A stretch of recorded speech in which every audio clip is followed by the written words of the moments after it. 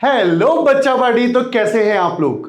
अभी हम लोग स्टार्ट करने वाले हैं क्लास 12 का चैप्टर नंबर 1 इलेक्ट्रोस्टैटिक। मेरे बच्चे पूरे फील्ड के साथ पढ़ने वाले हैं इलेक्ट्रोस्टैटिक। बेटा इसमें मैं पूरे टॉपिक्स में आज आप लोगों को चार्ज को इंट्रोड्यूस कराऊंगा और चार्ज की सारी प्रॉपर्टीज इस वीडियो में कंप्लीट कराऊंगा। तो चलिए मेरे बच्चे बिना देर के हुए वीडियो को स्टार्ट करते हैं। मैं हूं आपका राकेश पांडे और स्वागत करता हूं अपने प्यारे से channel physics by Rakesh Pandey में।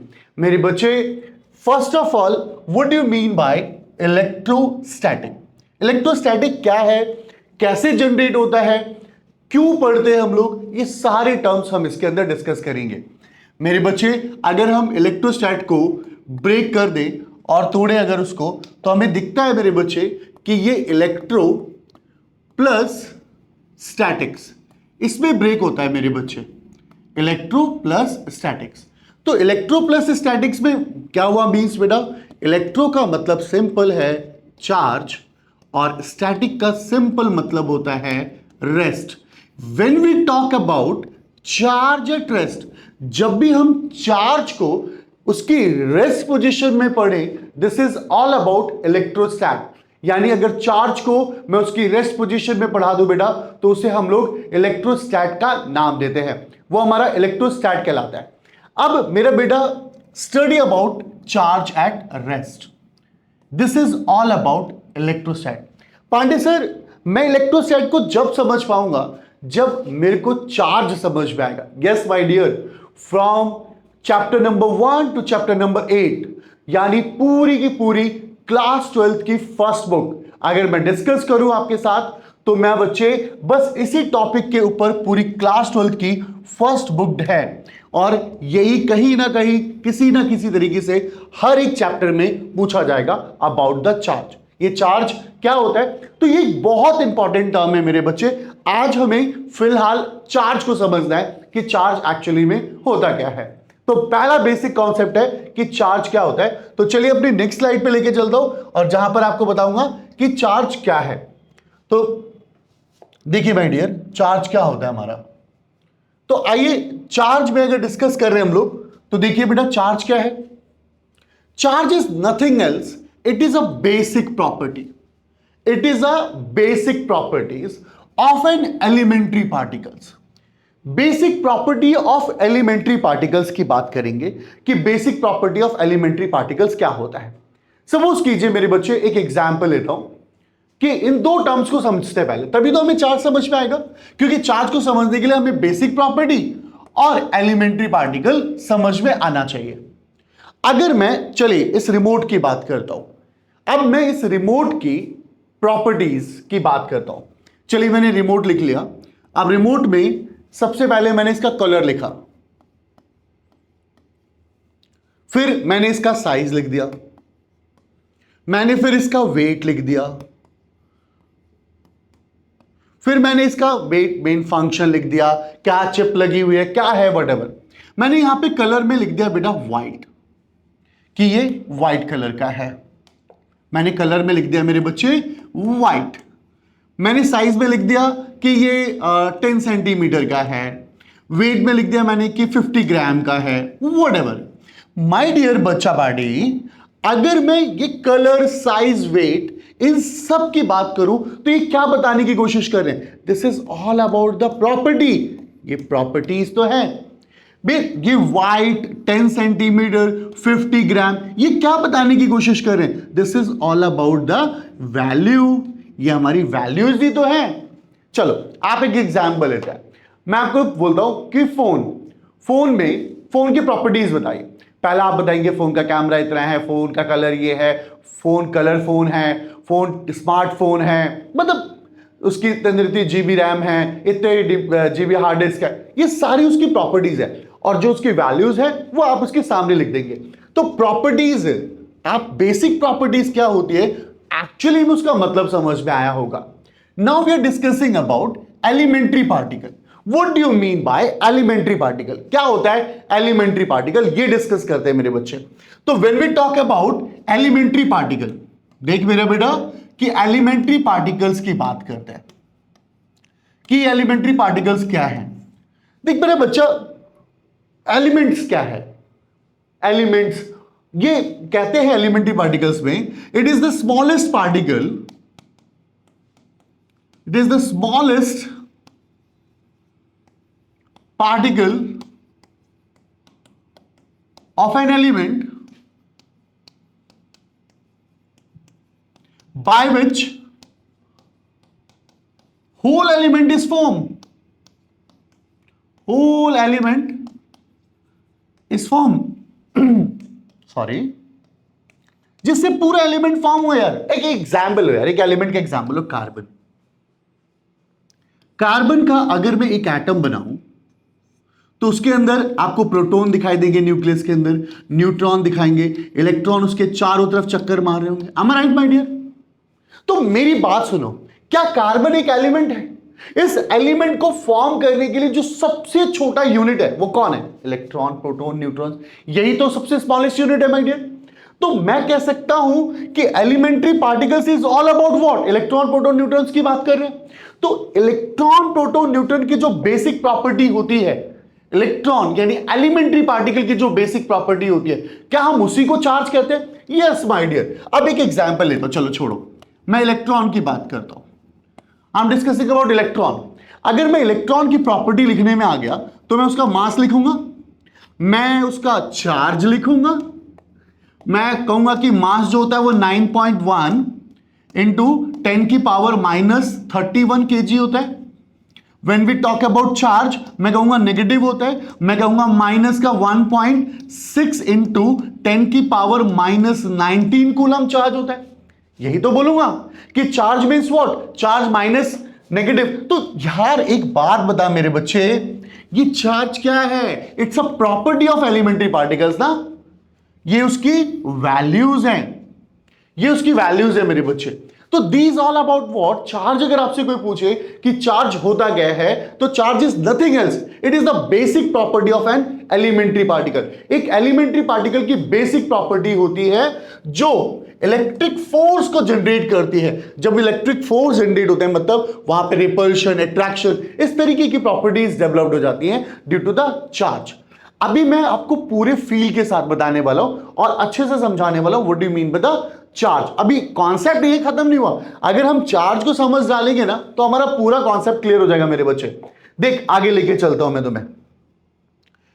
मैंने नेक्स्ट पॉइंट डाला, नेक्स्ट पॉइंट आया मेरे पे कि यार बॉडी पे चार्ज आते कैसे हैं? बॉडी पे कोई भी नेगेटिव चार्ज, पॉजिटिव चार्ज, ये आते कैसे हैं? कैसे चार्ज डेवलप्ड हो जाते हैं? देख मेरे बच्चे ध्यान से, अगर बॉडी पे चार्ज कैसे आते हैं ये समझना है तो हमें सबसे पहले समझना होगा अबाउट द वर्क फंक्शन। ये वर्क फंक्शन क्या है मेरे बच्चे? वर्क फंक्शन को समझने के लिए मैंने ये दो बॉडी ली, बॉडी ए और बॉडी बी। सपोज करो हमारी क्लास में राम नाम का एक बच्चा है। अब राम से मैंने बोला भाई क्लास छोड़कर जाओ आप। राम कहता है मैं क्लास छोड़ के तभी जाऊंगा जब आप मुझे 100 रुपीज देंगे। मैंने कहा ओके। मैंने कहा श्याम आप क्लास छोड़ के जाओ।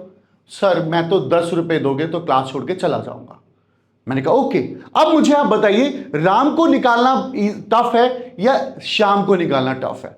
आप कहेंगे राम को 100 रुपीज देने पड़ेंगे, श्याम को 10 रुपीज देने पड़ेंगे। तो श्याम 10 रुपीज में ही क्लास छोड़कर भाग जाएगा। मीन्स वॉट माई डियर, मेरे पास बॉडी ए है और बॉडी बी है। मैंने कहा कि बॉडी ए और बॉडी बी, मैंने मान लिया कि बॉडी ए का वर्क फंक्शन ज्यादा है और बॉडी बी का वर्क फंक्शन कम है।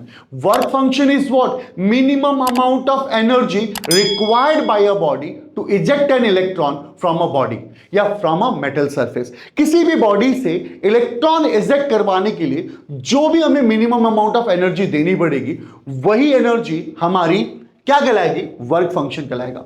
वही हमारा वर्क फंक्शन कहलाता है मेरा बच्चा। तो वर्क फंक्शन, अब समझो मेरी बात, अगर मैं बोलूं कि इसका वर्क फंक्शन 100 है और मैं कहूं इसका वर्क फंक्शन 10 है, तो ऑब्वियसली जो बॉडी बी है वहां से इजीली इलेक्ट्रॉन निकाले जा सकते हैं as compare to a. B से जल्दी इलेक्ट्रॉन्स निकल जाएंगे मेरे बच्चे ए से इलेक्ट्रॉन्स के कंपैरिजन में। तो आप ये बताइए जब इलेक्ट्रॉन निकाल पाएंगे तो देखिए सारा गेम क्या है मेरे बच्चे? सारा गेम क्या है? सारा गेम है कि मेरे पास अगर एक बॉडी है और उस पे equal and opposite charges available है, मतलब 3 पॉजिटिव और 3 नेगेटिव। मैं कहता हूं इस पे 2 पॉजिटिव और 2 नेगेटिव है। क्या हुआ मेरे बच्चा, मान लो ये वर्क फंक्शन B है इसका और इसका वर्क बॉडी A है।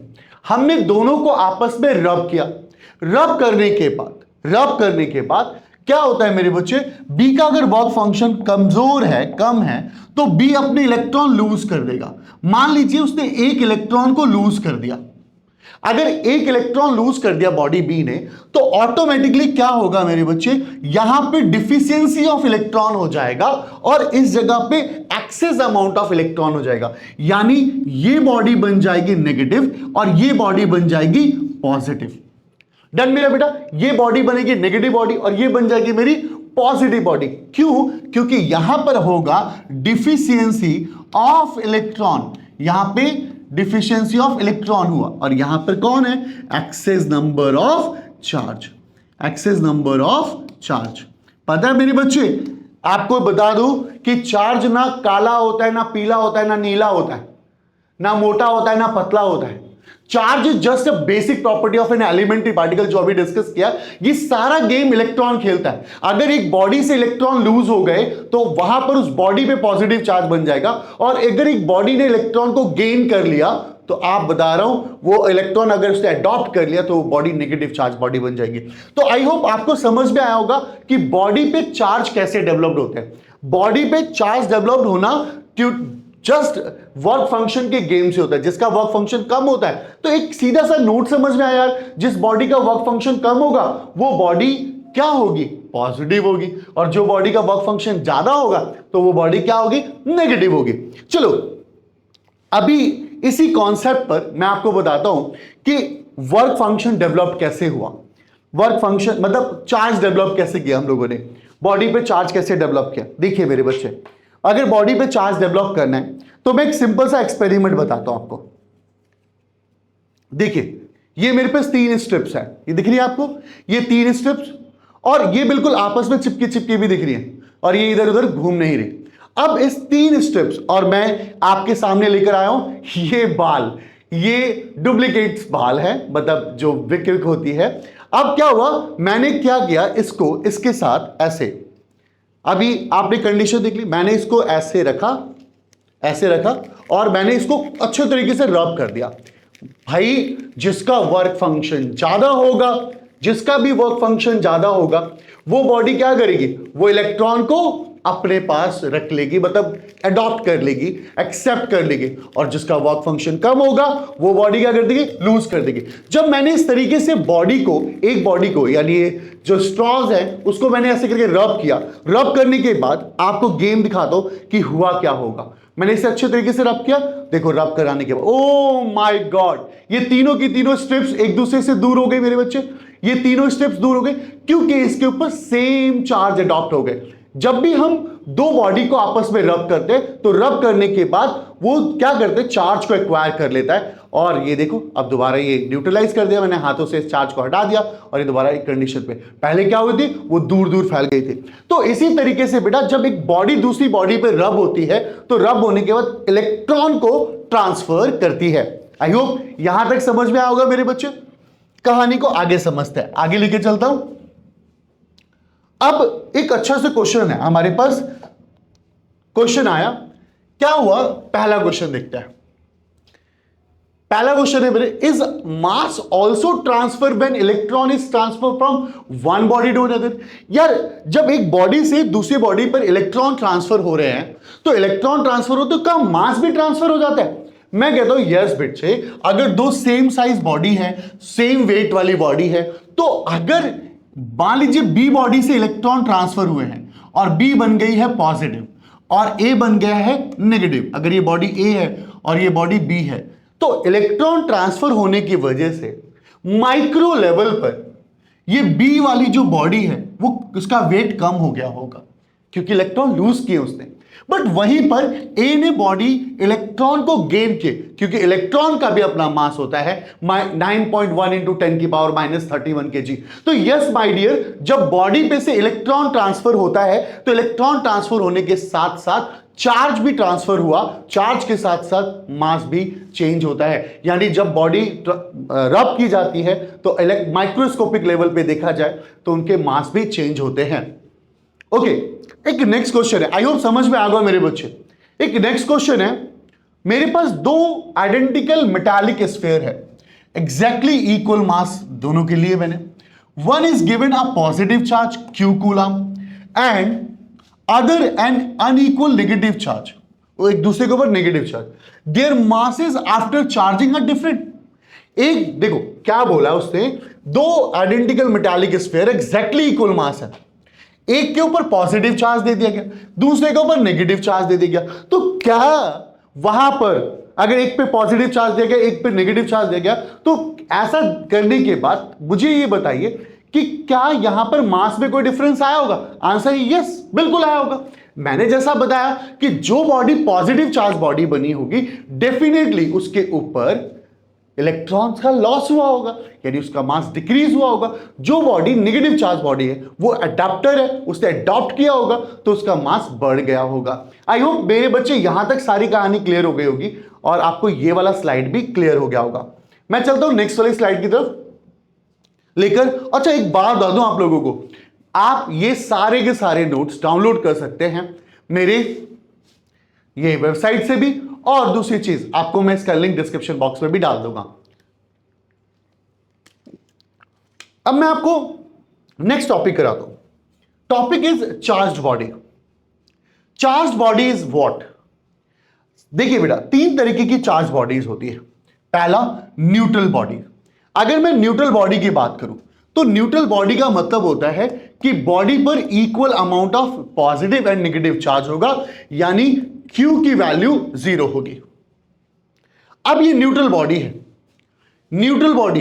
अब अगर मैं बोलूं कि पॉजिटिव चार्ज बॉडी, तो पॉजिटिव चार्ज बॉडी वो होगी जिसपे बस पॉजिटिव ही पॉजिटिव चार्ज हो ना बाबा, उसके ऊपर पॉजिटिव की संख्या ज्यादा होगी एज कंपेयर टू नेगेटिव। यानी हम कह सकते हैं कि जिस बॉडी पर डिफिशियंसी ऑफ इलेक्ट्रॉन होगा, जिस भी बॉडी पे डिफिशियंसी ऑफ इलेक्ट्रॉन होगा, वो बॉडी पॉजिटिव चार्ज बॉडी कहलाएगी। सेम एज इट इज, जिस बॉडी पर नेगेटिव चार्ज ज्यादा होंगे as compare to positive charge, वो बॉडी नेगेटिव चार्ज बॉडी कहलाएगी। क्यों? क्योंकि excess amount of negative charge, excess amount of negative या एक्सेस अमाउंट ऑफ इलेक्ट्रॉन की वजह से यहां पर क्या होगा, ये charge body negative charge body बन जाएगी। आई होप यहां तक बात आपको समझ में आएगी और ये सारा पार्ट क्लियर होगा कि चार्ज बॉडी क्या होता है। कभी ये मत समझना कि पॉजिटिव चार्ज बॉडी वो बॉडी होती है जिसके ऊपर बस पॉजिटिव चार्ज हो और नेगेटिव वो होती है जिसके ऊपर नेगेटिव। नो, होते दोनों ही चार्जेस है, बट एक पे ज्यादा और एक पे कम। अच्छा, कोई भी चार्ज बॉडी किसी न्यूट्रल बॉडी को कैसे अट्रैक्ट करती है? अच्छा क्वेश्चन है कि कोई भी चार्ज बॉडी एक न्यूट्रल बॉडी को कैसे, चलो चार्ज बॉडी हमें समझ में आता है कि यार पॉजिटिव बॉडी होगी तो रिपेल कर जाएगी, पॉजिटिव नेगेटिव होगी तो अट्रैक्ट कर जाएगी, मुझे ये सब समझ में आता है। बट क्या होता है कि कोई भी चार्ज बॉडी किसी न्यूट्रल बॉडी को कैसे अट्रैक्ट करेगा? सपोज करिए मेरे पास एक न्यूट्रल बॉडी है। न्यूट्रल बॉडी का मतलब है कि मेरे पास 3 पॉजिटिव और 3 नेगेटिव है। अब क्या हुआ, ये न्यूट्रल बॉडी है माय डियर, ये हमारी न्यूट्रल बॉडी। अब इस न्यूट्रल बॉडी के बगल में मैं एक चार्ज बॉडी लिख रहा हूं। सपोज करो ये चार्ज बॉडी है और मैं नेगेटिव बॉडी चार्ज बॉडी ले आया और ये न्यूट्रल बॉडी ये रही। तो जब मैं इस न्यूट्रल बॉडी के सामने चार्ज बॉडी लेकर आऊंगा तो जितने भी पॉजिटिव चार्ज होंगे वो इस साइड आ जाएंगे और जितने भी नेगेटिव चार्ज होंगे वो इस साइड चले जाएंगे। तो अब क्या होगा, जितने भी हमारे पॉजिटिव चार्ज होंगे जब वो इस साइड आ गए तो यहां पर आपको क्या देखने को मिला, ये नेगेटिव बॉडी और ये पॉजिटिव बॉडी, तो यहां पर क्या देखने को मिला, यहां पर अट्रैक्शन देखने को मिला।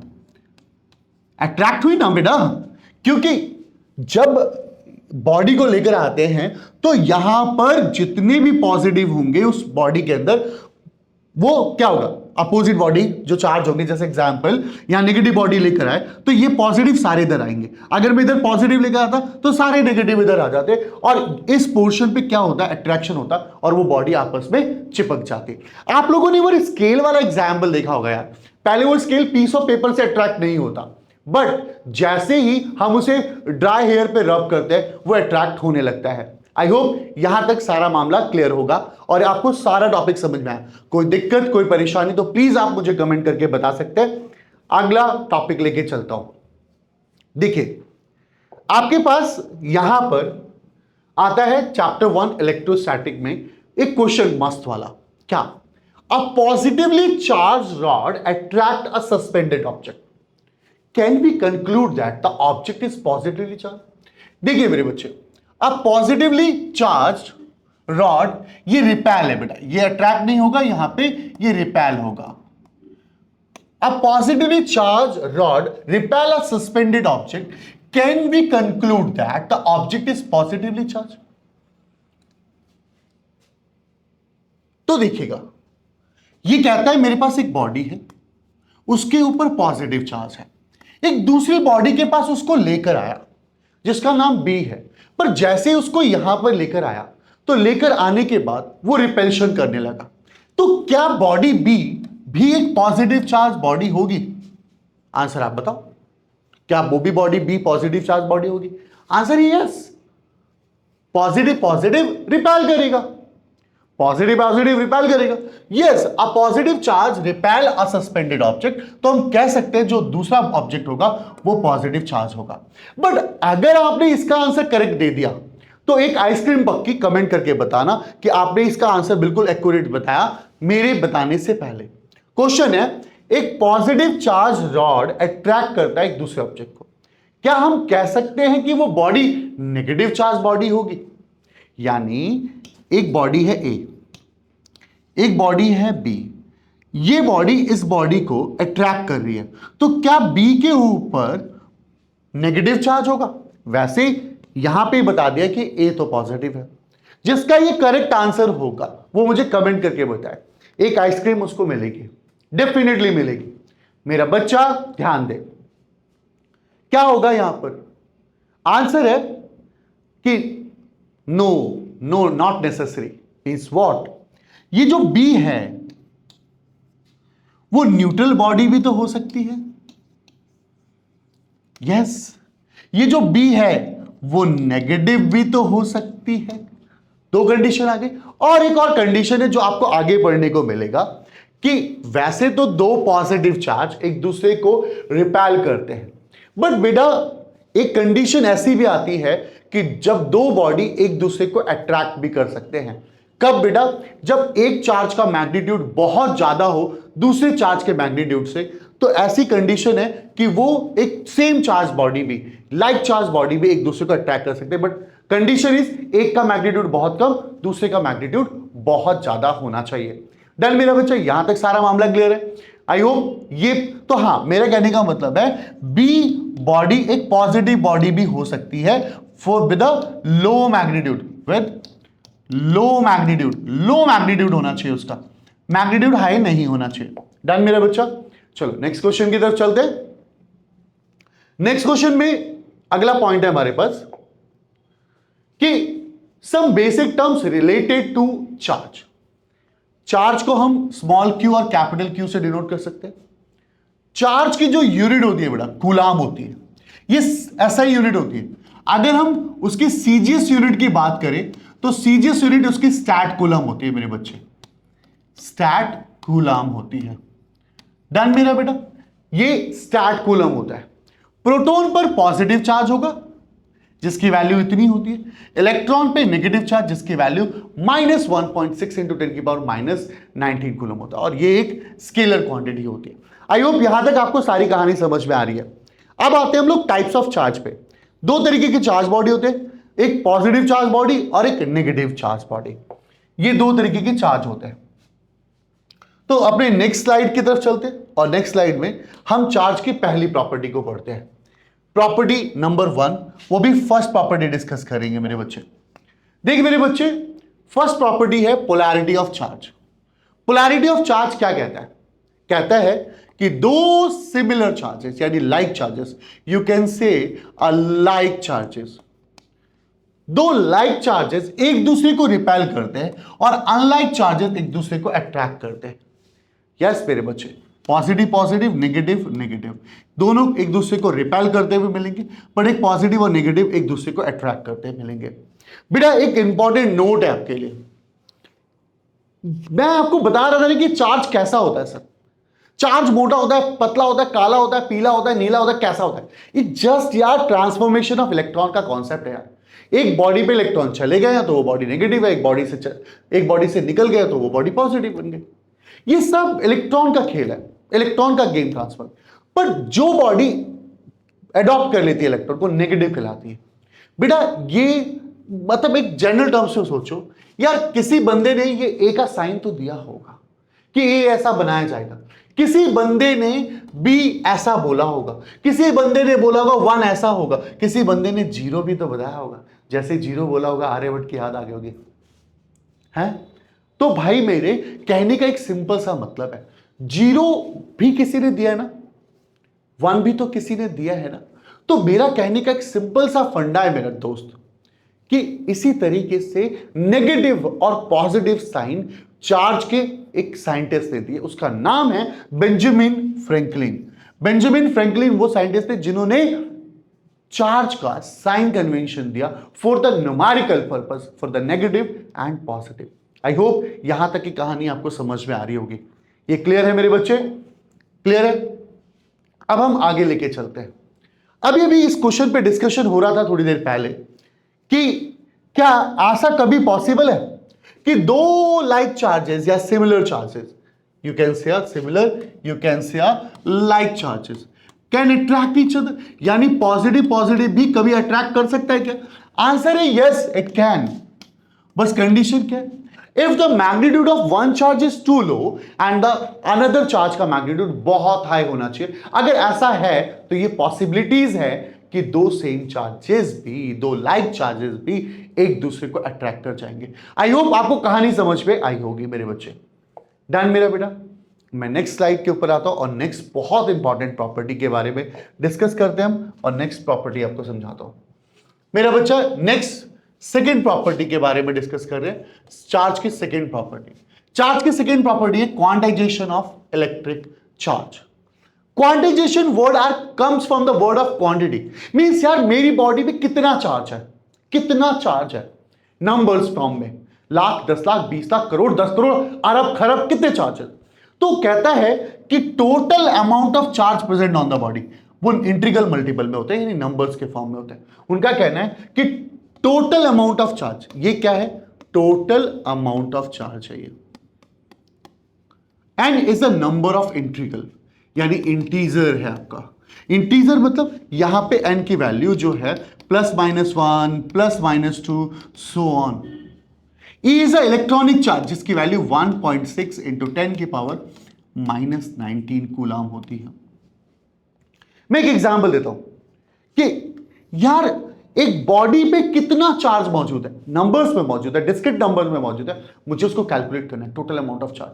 तो टोटल अमाउंट ऑफ चार्ज यानी Q कैलकुलेट करना है, तो कैसे कैलकुलेट करूंगा? Total amount of charge present on the body is equal to the integral multiple of electronic charge.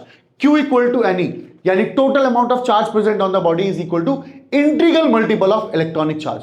ध्यान रखिएगा मेरा बच्चा, Q इक्वल टू NE बहुत इंपॉर्टेंट डेफिनेशन है और इस पे काफी क्वेश्चंस पेपर में आए हुए हैं। देखिए मेरे बच्चे, मैं एक क्वेश्चन देता हूं कि मान लेते हैं कि एक बॉडी है, उसके ऊपर 100 चार्जेस अवेलेबल है।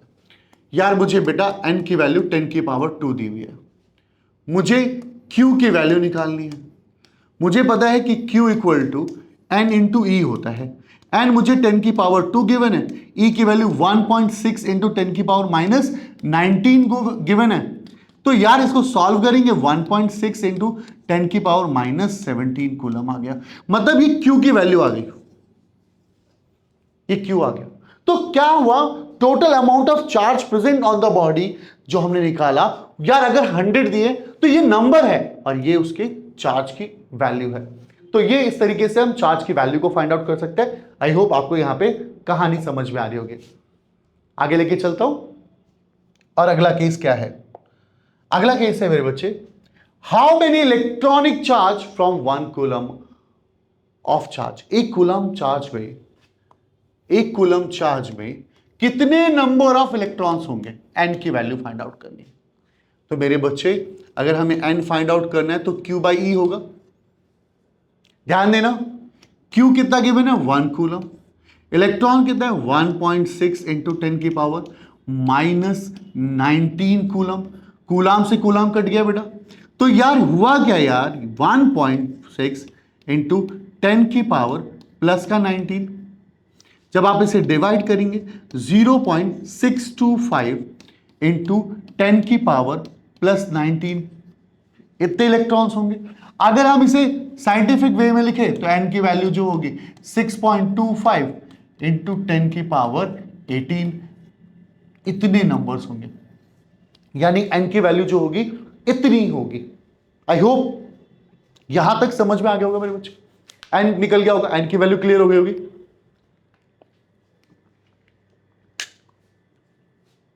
पता नहीं गला क्यों सूख रहा है यार। देख मेरे बच्चे, अगला क्वेश्चन क्या कहता है? अगला क्वेश्चन कहता है इफ 10 की power 9 electron move out of a body to another body every second. कहता है मेरे बच्चे कि मेरे पास ये बॉडी है ए और मेरे पास ये बॉडी है बी। इस बॉडी ए से इस बॉडी बी पर 10 की पावर 9 इलेक्ट्रॉन ट्रांसफर हो रहे हैं हर एक सेकेंड में। एनसीईआरटी का question example 1.1, how much time is required to get total charge 1 coulomb. इस बॉडी पर 1 कूलम होने में कितना टाइम लग जाएगा। क्वेश्चन ने बोला है कि एक बॉडी ए से बॉडी बी पर हर एक सेकेंड में 10 की पावर 9 इलेक्ट्रॉन ट्रांसफर हो रहे हैं, कब जाकर वो बॉडी 1 कूलम चार्ज बन जाएगी। तो मेरा बच्चा आप यहां पे ध्यान से समझेंगे। इस क्वेश्चन को समझाने से पहले एक प्यारा सा एग्जाम्पल देता हूं। मेरे पास 2 बकेट्स हैं, बकेट का नाम ए और बकेट का नाम बी, और इस बकेट में बहुत सारी टॉफियां रखी हुई हैं। अब क्या हुआ मेरे बच्चे, यहां से हम टॉफी को निकालते हैं और 2 टॉफी हर एक सेकेंड में हम एक बकेट से दूसरी बकेट में फेंक देते हैं। जब हम एक बकेट से दूसरी बकेट में टॉफी को फेंकेंगे तो फेंकने के बाद क्या हुआ, आपको बताना है कि बकेट बी में 100 टॉफियां कब हो जाएंगी। मैं बकेट ए से बकेट बी में कुछ टॉफियां फेंकता हूं, 2 टॉफी हर एक सेकंड में। आपको बताना है कि 100 टॉफियां कितनी देर में हो जाएंगी। Simple, 100 divided by 2। Sir 50 second में ये बकेट में 100 टॉफियां हो जाएंगी। मैंने कहा ओके। तो मैंने कहा बड़ा सिंपल है फिर। मैं कह रहा हूं 10 की पावर 9 इलेक्ट्रॉन पर सेकेंड ट्रांसफर हो रहे हैं, कब हो जाएंगे वो 1 कूलम। डिवाइड कर दो। नहीं, ये कूलम में है, ये एक अलग फिजिकल क्वांटिटी है और ये एक नंबर है, we can not divided it. मतलब मेरा कहने का मीन्स है कि अगर आपके पास 150 ग्राम गिवन है और आप उसको 3 से डिवाइड करके 50 लिख दें तो गलत होगा। आपको 3 ग्राम से डिवाइड करना पड़ेगा। 2 सेम क्वांटिटी होंगे तभी आप डिवाइड कर पाएंगे, अदरवाइज आप डिवाइड नहीं कर पाएंगे। तो इसका सॉल्यूशन क्या है? अभी अभी मैंने थोड़ी देर पहले ही आपको बताया था कि एक कूलम के अंदर इतने इलेक्ट्रॉन्स होते हैं, थोड़ी देर पहले। तो मैंने कहा कि 1 कूलम हैव 6.25 इंटू 10 की पावर 18 इलेक्ट्रॉन्स। यानी मैं ये कह सकता हूं कि इस बी के ऊपर जो चार्ज की वैल्यू होती है वो 6.25 इंटू इलेक्ट्रॉन जितने 10 की पावर 18 होते हैं। अब तो देखो ये भी एक नंबर है और ये भी एक नंबर है, दोनों के दोनों नंबर बन गए। मैं ये कह सकता हूं कि अगर मैं एक बॉडी ए से 10 की पावर 9 इलेक्ट्रॉन ट्रांसफर करूं बॉडी बी पर, तो कब जाकर इतने इलेक्ट्रॉन्स बन जाएंगे। अब तो इजी है, दोनों के दोनों नंबर्स बन गए। तो मैंने कहा when the body b will get 1 coulomb of charge, या 1 कूलम ऑफ चार्ज बोल दूं या इतने इलेक्ट्रॉन्स बोल दूं, अरे बात तो बराबर है मेरे बच्चे। मैं बोल सकता हूं ना इतने इलेक्ट्रॉन्स। तो सुनो, टाइम निकालना है तो निकाल दे भाई।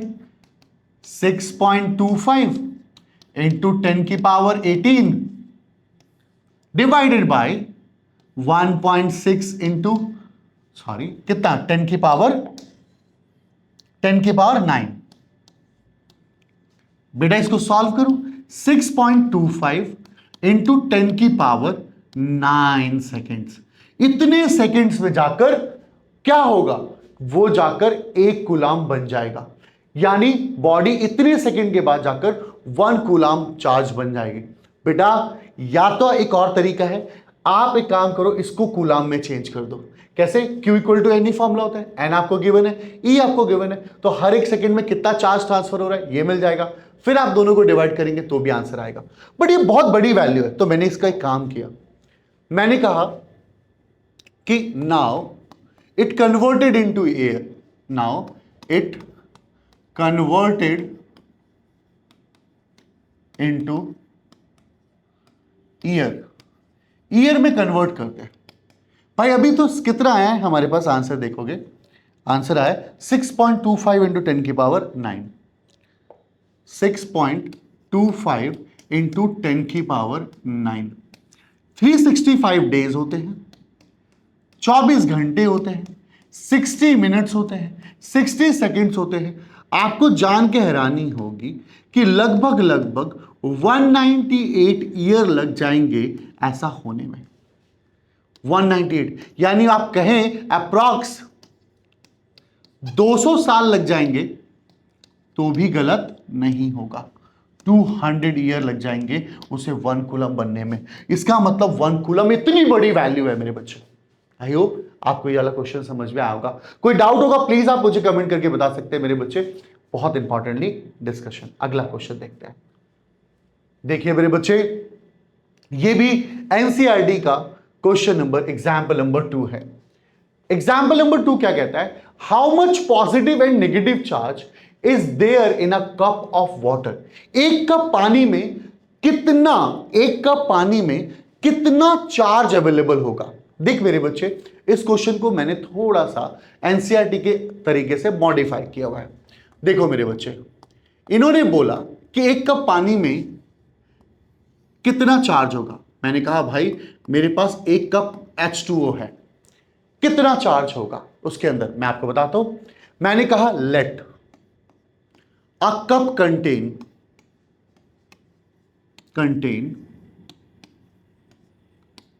90 ग्राम ऑफ H2O। वो 90 ग्राम H2O रखती है, एक कप के पास 90 ग्राम H2O है। मैंने कहा ठीक है, तो और मोलर मास क्या होगा इसका? मोलर मास आपको पता है 18 ग्राम होगा। कैसे निकाला सर?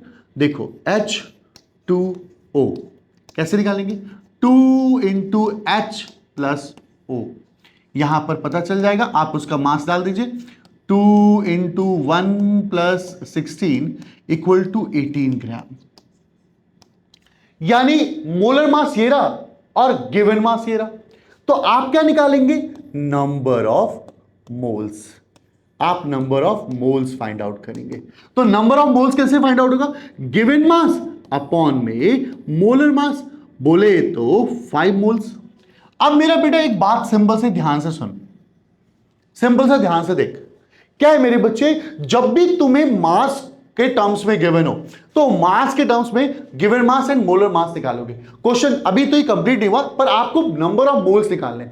आपको कुछ स्टेप्स अभी ध्यान देने, पहले इस क्वेश्चन को करता हूं, इसके बेसिस पे कोई और क्वेश्चन आए तो उसको कैसे सॉल्व करेंगे। तो आप यहां देखिए 5 मोल्स हो गया।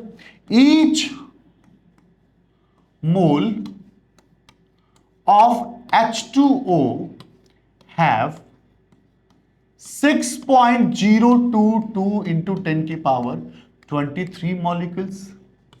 हर यानी एवोगैड्रो नंबर, ठीक है। Then total number of molecules कितने हो जाएंगे? टोटल नंबर ऑफ मॉलिक्यूल्स कितने हो जाएंगे मेरे भाई? ध्यान दे, टोटल नंबर ऑफ मॉलिक्यूल्स कितने हो जाएंगे? 5। एक मोल में इतने, तो 5 मोल्स में 5 इंटू 0 इंटू 10 की पावर 23, इतने मॉलिक्यूल्स है हमारे पास।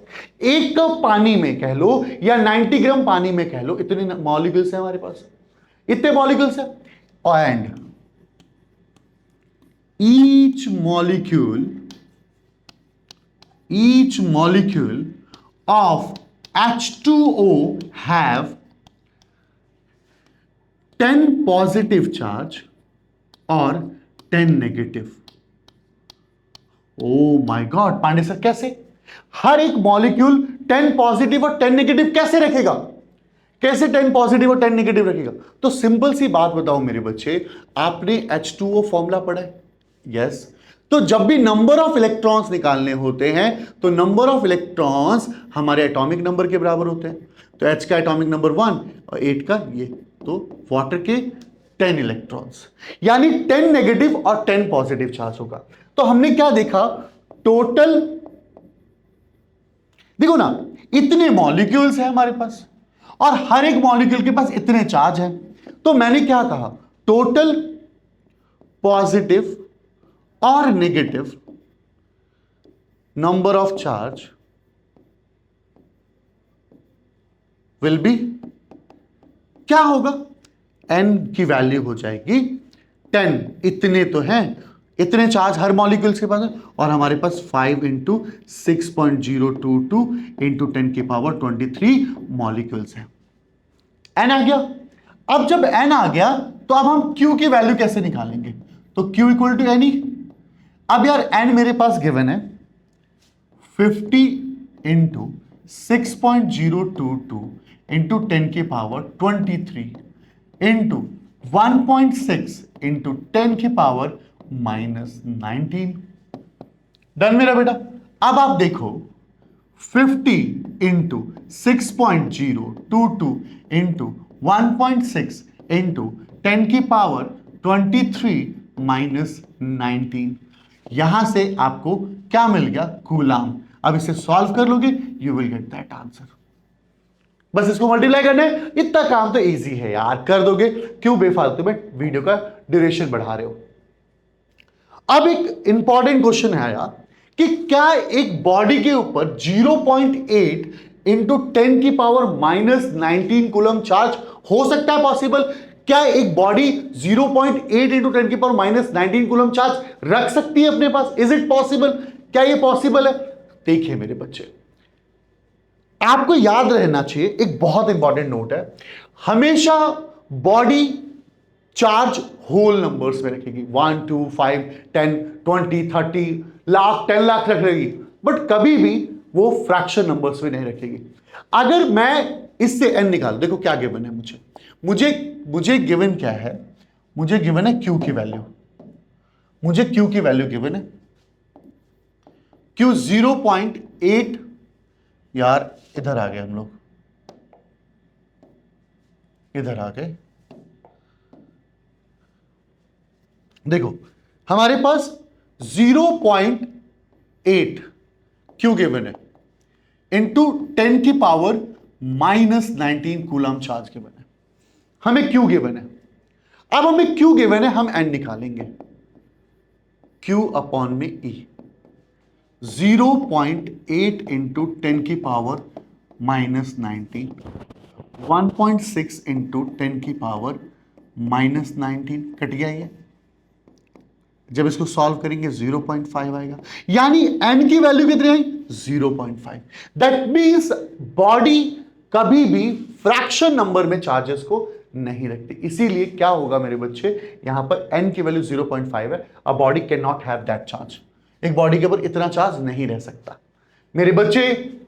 अब आता है हमारे पास next topic, that will be additivity of charge.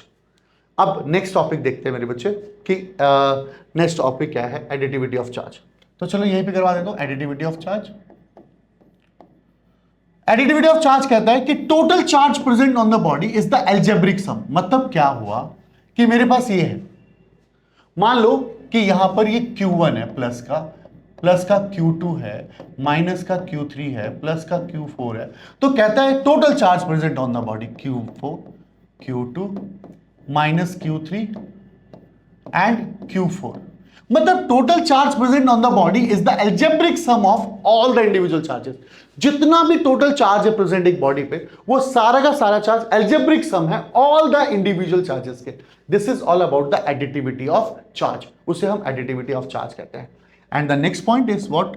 Conservation of charges. तो कंजर्वेशन ऑफ चार्जेस क्या होता है मेरे बच्चे? कंजर्वेशन ऑफ चार्जेस क्या? Charge can neither be created nor be destroyed, it can be transferred from one body to another body. Charge can neither be created nor be destroyed, it can be transferred from one body to another body with the help of induction method, with the help of conduction method, with the help of rubbing method. मेरे बच्चे, charge को हम ना तो create कर सकते हैं ना ही डिस्ट्रॉय कर सकते हैं, बट एक बॉडी से दूसरी बॉडी पे ट्रांसफर कर सकते हैं with the help of rubbing method. जो रबिंग मेथड मैंने आपको समझाया कि रब करके हम चार्ज को एक दूसरी बॉडी से ट्रांसफर कर सकते हैं। दूसरी चीज क्या है हमारे बच्चे, कि हम एक बॉडी से दूसरी बॉडी पे इंडक्शन मेथड की वजह से भी चार्ज को ट्रांसफर कर सकते हैं। इंडक्शन मतलब जैसे एक चार्ज बॉडी लेकर आए, दूसरी चार्ज एक दूसरी बॉडी के कारण उसके सारे के सारे चार्ज इधर आ गए और हमने अर्थ नेक्स्ट वाली साइड को अर्थ कर दिया। पहले ही इंडक्शन ऑफ चार्ज हमारे सिलेबस में हुआ करता था, अभी नहीं है। तो induction method without touching a body को चार्ज कर देना इंडक्शन मेथड कहलाता है। डन मेरा बच्चा, ये कंजर्वेशन ऑफ चार्जेस है। तो इस तरीके से आज की क्लास में हम लोगों ने पूरी तरीके से चार्ज को स्वाहा कर दिया और चार्ज के ऊपर आए हुए क्वेश्चंस को भी कर दिया। नेक्स्ट वीडियो में मैं आपको पढ़ाऊंगा कूलाम्स लॉ और उसके इंपॉर्टेंट क्वेश्चंस कराऊंगा। तब तक के लिए बाय बाय मेरे दोस्त, मिलते हैं नेक्स्ट वीडियो में। Bye bye.